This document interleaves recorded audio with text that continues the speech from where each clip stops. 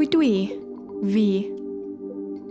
Dwi'n hogan, merch, hi, honna. Weithiau, dwi'm yn siŵr pwy ydw i. Dwi'n newid drwy'r amser.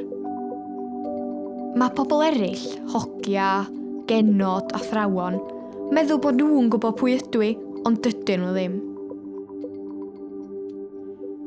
Unwaith y mis, dwi'n cael fy llyncu gan y mislif, pan dwi on, pan dwi'n gweidi, pan dwi'n moody. Mae fi yn newid yn mynd ar goll yn mislif. Period mae pawb yn ddeud, rili, ond dwi isio ddeud o'n Gymraeg. Dwi isio fo fod yn rhan o'r ffordd dwi'n siarad. Dwi'n isio i guddio fo mewn gair Saesneg. Y peth ma sa neb eisiau drafod.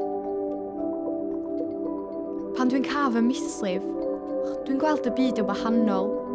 Mae ffilter mislif yn un fysa neb yn talu amdano fo, nac yn dewis i iwsio fo.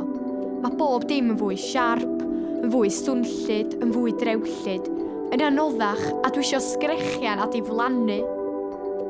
Dwi'n gorfod smalio, cogio bod o'n mynd digwydd o gwbl, cuddio'r gwaed, y boen, y pads. Mae moli'n gwasgu, yn tynnu, mae'r gwaed yn mynd i bob man a dwi'n trio stopio'r gweidi fo yn meddwl, stop, stop, stop! Ond gai mynd i toilet i newid pad. Amser egwyl ti fod i fynd i'r toilet, elli di'n fforddio colli amser gwersi. A dwi isio gweiddi, ddim isio mynd i toilet ydw i, ond gor'o mynd! Doedd gynnau'n gwaed yn gollwng yn ystod egwyl, ond drwan, dwi'n teimlo fo'n dechrau cyrraedd top yng nghoesau a beryg iddo fod o trwy'n rhwsys i os na gai fynd drwan. Mae'r geiriau'n byrstu allan fel y gwaed. Maen nhw wedi laru fod yn styc tu mewn i fi.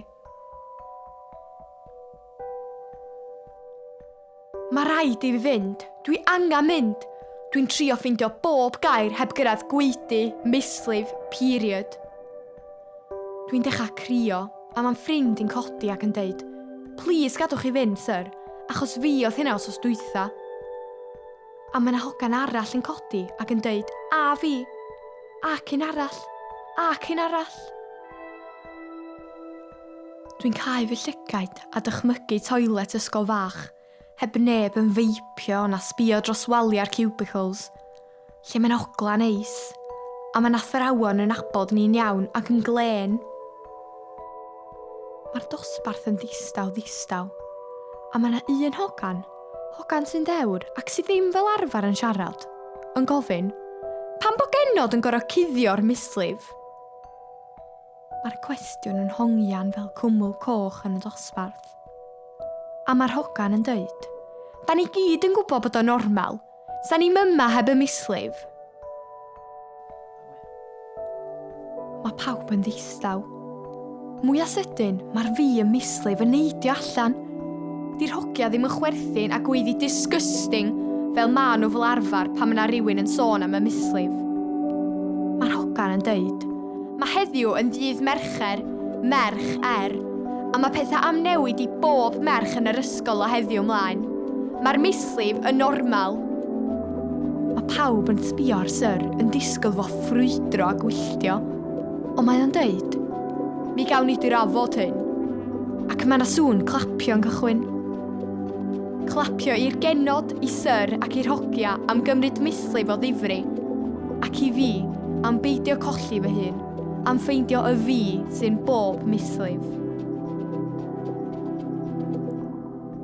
Ond pan dwi'n mynd i toiled, dwi dal y guddio am had yn fy llawes, yn rhoi not ar fy ffrind i'r ochr dwylo maen i guddio sŵn tynnu'r strip off y pad. Pan dwi'n agor drws y cubicle, mae'n lwyth o ferched i hel, a maen nhw'n gwenu.